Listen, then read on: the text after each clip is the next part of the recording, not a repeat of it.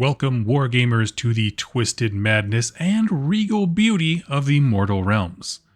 Today we are talking about the Flesh Eater Courts, the next faction to get a battle tome in the game Age of Sigmar, and quite frankly, my newest obsession.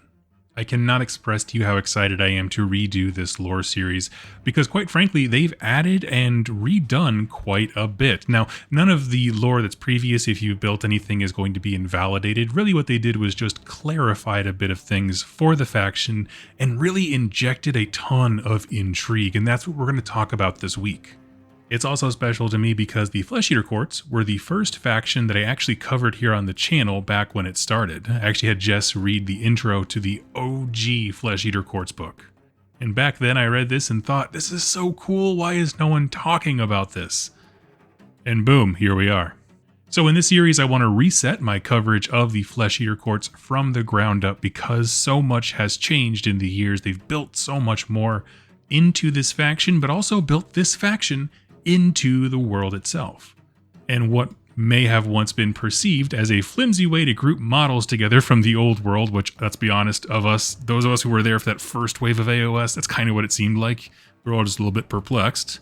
But that has blossomed into a deeply fascinating faction that explores themes like perception, intent, madness, honor, horror.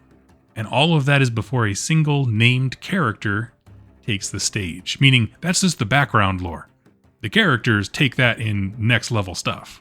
And so today we're going to restart our coverage of the faction by examining its founder, Ushoran himself, founder of the Flesh Eater Courts, and he does not even realize the extent of his power and the plots that he is involved in. And so let's talk about it this week. We'll get to know this refreshed take on the Flesh Eater Courts and explore their tragedy and grisly history. One thing I want to add up top here though, if you like this video and you're interested in supporting the channel or buying any models at a discount, please consider using one of my affiliate links in the Linktree link below. The money you'll save is shown right there in the link for you, and every single time you use those links, big or small, at no cost to you, a tip goes in my tip jar. It all supports me, my wife, our cats, the whole family, and I could not be more thankful for every single one of you who does. You folks ensure that we get to have an ad-free experience and everybody else gets to paint their models uninterrupted. I'd also like to throw a shout out for Goonhammer, because if you like the Flesh Eater Courts and you're interested in playing them on the tabletop, Goonhammer is definitely going to be your go-to place for learning the faction. They have tactical series, reviews, model reviews, and so on, so go check out Goonhammer today. Okay, so for those of you who are fairly new to the Age of Sigmar universe, who are the Flesh Eater Courts? Simply put, as empires, tribes, and kingdoms are destroyed throughout the history of the mortal realms, it leaves scant remnants or refugees of these kingdoms. And it doesn't have to just be war and stuff, it could just be drought or flood. You know, there's tons of reasons why civilizations or areas become uninhabitable and people have to disperse. But when people are, desperately hungry and suffering and looking for hope, sometimes hope finds them. And this hope comes in the form of a horrific vampire known as an aberrant. Now, these are not like the other vampires of the realms. Those tend to have much more human features, more noble, regal, they're cleaned up, they have their own aristocracy. These are beastly, deformed, and most of all, deeply insane. But that insanity is very distinct from just being a general crazy person, because it's a shared delusion that sucks every living thing around them into it. The aberrants see themselves as kings of these heroic knightly orders or holy crusading liberators, trying to make a slice of stability in an unforgiving realm and setting, which technically they are. And when these disparate refugees are brought into this vision, this delusion, these disgusting monster vampires, to them, become the most resplendent kings and rulers, who speak graciously and wisely, and they just love and honor their people. So, okay, when you get close to a Flesh Eater Court, you can start to perceive them as being, what they perceive themselves as. That's kind of a cool idea, but here's the thing. This delusion is not just shared but it is consistent, which is different. Sounds the same, but it's different because a shared delusion could be that they all view him as a king, but they don't quite know what to make of each other. But when I say this delusion is consistent, what that means is they all know exactly where they fit into their court and hierarchy. So if the vampire promotes someone from man-at-arms to knight or, bestows land upon someone to elevate them in their class, everyone also sees that and agrees. So it is internally a very stable worldview. Externally, it's a gamble. We have Flesh Eater Court, or Flesh Eater Courts rather, working with and against the interests of literally everybody, including other death factions. And that's for a big reason, is that most of the population of the courts are not undead. They're humans that have been twisted by years of madness and saturation in death magic, but like the ghouls, the crypt horrors, the flayer, they're not dead. They're just mutated. Not only this, but this delusion, as the courts kind of spread out amongst the realms, it can change and adapt to its environment. So what I mean by that is some courts see Nagash as this golden king sitting on an immaculate throne and just looking all resplendent, but some see him as an arch-villain. They see him as he actually is, the villain of the story. Regardless of the delusion's content, though, these groups of ragged survivors, mutants and vampires, stalk the realms in its shadows, rooting out what they perceive to be enemies or threats in order to keep their lands safe and prosperous. Now, I have a whole bunch more to say about the various delusions and stuff like that. We're going to talk about it the rest of the week, but that is the introduction to the faction. When we talk about the structure of an army, that cohesive madness really kind of becomes the main topic. But now that we have a rough idea of what the Flesh Eater Courts are, how did we get here? I promised we were going to talk about Ushoran. And Ushoran is the perfect way to introduce this new battle tome's emphasis on the unreliable narrator. Because at any given moment with a Flesh Eater Court story, there are two crystal clear distinct narratives playing out. What's actually happening and what's happening in their story, their delusion. And the two can intersect and diverge at any moment. Case in point, the lore that we had regarding Ushoran in the Age of Sigmar realms for the longest time went like this. Nagash woke up in the AOS setting. He wanted to spread his influence and power, and so he resurrected some of his most powerful servants called Mortarchs. Each have been given a sliver of his divine power. Initially, these were Arcan the Black, who's more of a lich, not a vampire, Manfred von Karstein, Neferata, and Ushoran. And they made more later on, specifically the Nighthaunt and Bone Reapers. Mortarchs came later. But we have our three OG vampires, Manfred, Neferata, and Ushoran, out in the realms with the purpose of multiplying. Make more death armies, more vampires. Well, at some point, Ushoran did something to royally tick off Nagash, who then took him and put him in a prison called the Shroud Cage, a magical holding cell that is lined with mirrors reflecting all the ugliness of a person back on them. And it's in this place that Ushoran went absolutely insane. The punishment was meant to break him. And basically, it's like a bunch of shattered mirrors, and as he looks into each one of them, a different persona or identity consumes him, and so he kind of doesn't even know who he is anymore. The overwhelming majority of the time, he takes one persona known as the Carrion King, which I absolutely love. But he's unsure of himself, to say the least.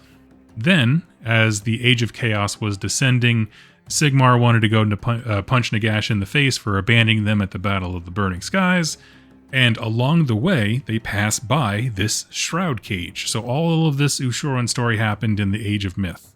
And since he's pillaging everything on his way to Nagash's doorstep, they topple the Shroud Cage, and somehow in the shadows, Ushoran escapes. Over the centuries, he went on to continue to found vampire chambers, vampire courts rather, just like he was told to do by Nagash, but there's something different about them now. Whatever that kind of magical cage he was in has now made this delusion a reality. So the craziness he had on himself, he is now projecting into others, and that becomes a defining part of his lineage of vampires. He'll found a new court of flesh eaters, He'll make some vampires, set up the basic structure, and then move on, never staying too long in one place because he's paranoid that he's being followed, that he's being hunted. He is, after all, an escaped convict of Nagash who notoriously makes pretty good prisons. Now, like I said, that is the story we've had for years. And one thing I want to highlight here is that as we're going to go into this next section, nothing in the book invalidates that. If you had a lore, a history for your faction or your court, there is absolutely no reason it's invalidated. Because the next part, going with our unreliable narrator theme, is what the Battle Tome opens up with as a retelling or alternate history from the Flesh Eater Court's perspective. So this is those same events from their own history. And the truth is probably somewhere in the middle. Okay, so everything's the same up until Nagash creates the Mortarchs. Ushoran was the most handsome, noble, and regal of all of Nagash's servants that he brought forward into the Age of Sigmar. And for centuries, he did exactly what Nagash wanted him to do. Went out and built tons of great vampire kingdoms that were sweeping all over Shyish. Specifically, he started in the Prime Innerlands, which if you don't know, both Manfred and Neferata have their own separate kingdoms. Like Nagash basically gave them a slice of Shyish to control, to be able to muster forces and go and spread elsewhere. He had one just like it. And from here, he did wondrous things by growing the influence of Nagash and death magic and leading armies. In fact, he did so well that Nagash decided to bestow upon him the crown of bone. If you look at his model or the artwork, you will see this piece of gem inside of his forehead. That's a bit of grave sand. That's a realm stone jammed into his forehead. And then bone has grown from his skull out into forming a crown. And so things are going great. Everyone loves Ushoran. He's the MVP of the whole universe. And then one day, reports come in of a whole bunch of thieves and raiders intercepting grave sand shipments. Remember, this is back in the time where Nagash was in the background slowly building the Black Pyramids. So he has whole lines of skeletons going out to the edge of the realm of Shyish to grab what they call grave sand. It's their realm stone. And bring it back to the center. Well, someone is intercepting these things and stealing it. Can't have that. And so Ushoran goes to deal with them alone. Basically, he claims that he has to go so far towards the edge of the realms that even his vampire subordinates wouldn't be able to take the concentrated magic. So he's like, everybody stay here. I'm just going to go knock out this camp of thieves. I'll be right back. And we'll go have ourselves a fun time crusading or something, whatever they do for fun. He goes and he comes back, but he's different. Something happened on this trip that is still a mystery to the Flesh Eater Courts, but he came back insane. Remember, he's still beautiful, still looks great, still super fly, but he is like a raving madman. He goes on a spree, in his own kingdom that he's been fostering and growing, and starts slaughtering a bunch of people, drinking all their blood, hacking at them with his bare hands instead of using a sword like he would before. He's eating animals and people alike, and the more feral and rabid his actions become, his body begins to morph. And he goes from being that beautiful, regal, ideal noble to all of a sudden this mangy-looking creature that's just becoming more and more bestial. Now, in this telling of events, again, it's a perspective. Nagash sees what is going on because he's obviously something is shredding the heart of his empire, and it happens to be one of his 4 OG trusted individuals. So he sees what's going on, and instead of a punishment, the shroud cage is meant as a sort of restoration chamber. These mirrors were not breaking him, they were trying to put him back together.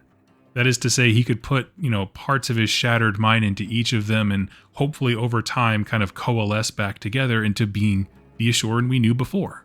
And wouldn't you know it, this incredible healing chamber was ruined when Sigmar came into the realm of Shyish.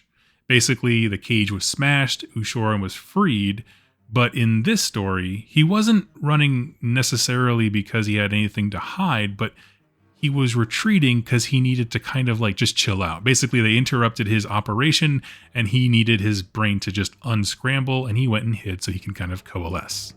His shattered mind was still trying to piece itself together while his minions went out and multiplied. The reason we have a miniature for him now, meaning why we can play him on the tabletop, is because his mind has come back together just enough for him to be able to look around his personal court and be like, nope, I want to do bigger things. He's starting to get it. He's coming back. He's like, I want to rally all these courts back together. We can be a unified force.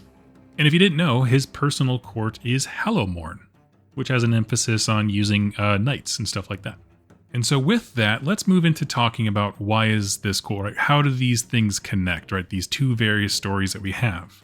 Well, whatever madness Ushoran contracted at the realm's edge, no matter how he got it, it seems to have turned into something else in the Shroud Cage.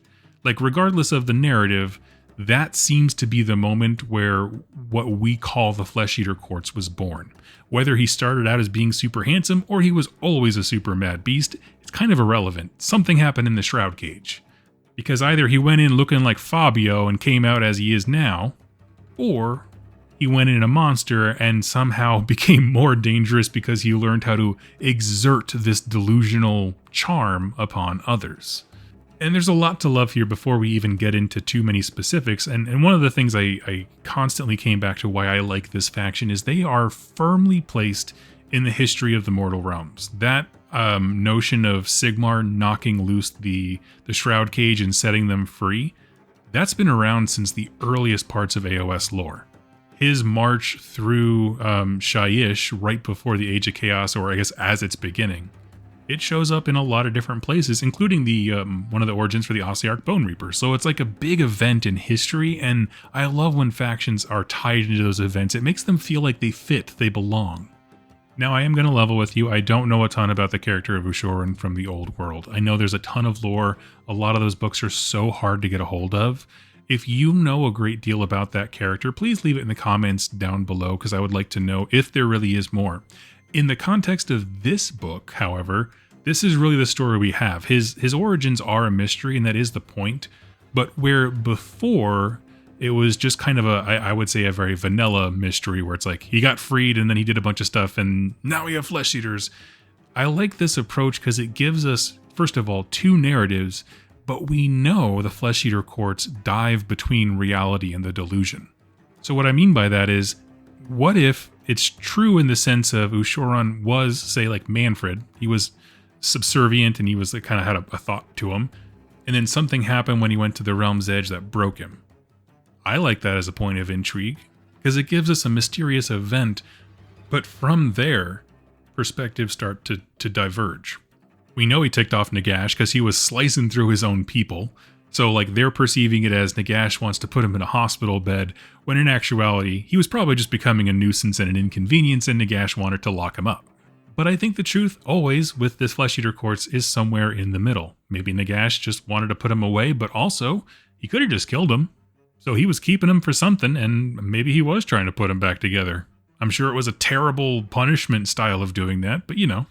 And it's a fascinating idea because I like factions that always seem to have a reason to be places. That's why I like the Cities of Sigmar, right? I mean, they're spread out everywhere. They're fantastic. Same with the Slaves to Darkness. They just have a reason to be everywhere. And these guys do too, because they are always in the aftermath of other bigger factions. And they are a big faction themselves, but like, as all these other wars between various armies are happening, in the shadows, the Flesh Eater Courts are getting stronger all the time. Anytime there's humans that are out of a home or whatever, that are like susceptible to the delusions, he's there. And they found a way to be happy by checking out of reality and just looking after and serving one another, but like in the worst way possible. And you gotta commend him a little bit for that. Now, there is more intrigue to be had when it comes to Ushoran. One of the things that's kind of a struggle to talk about is when you look at his actual lore page in the Battle Tome, it pretty much covers the story that we just talked about. He had this moment of being feral. It's not really clear what it was. We went through the two narratives. But throughout the book, in other sections that reference Ushoran, there's actually other plots going on. But they do require their own videos because they don't involve him directly. You'll understand what I mean. To put it simply, they're using his blood for something. So we will get into the grand conspiracy later on. But if you like this video, please comment down below. And hey, if you know anything about Ushoran from the old world, please go ahead and comment that. I always pin the most helpful comments because I really love this community for being so helpful, especially when it comes to lore from older books that I just can't get a hold of or can't fit into my reading schedule with the Emperor Protects going on. So thank you everyone. I look forward to seeing you in my next video. Happy wargaming.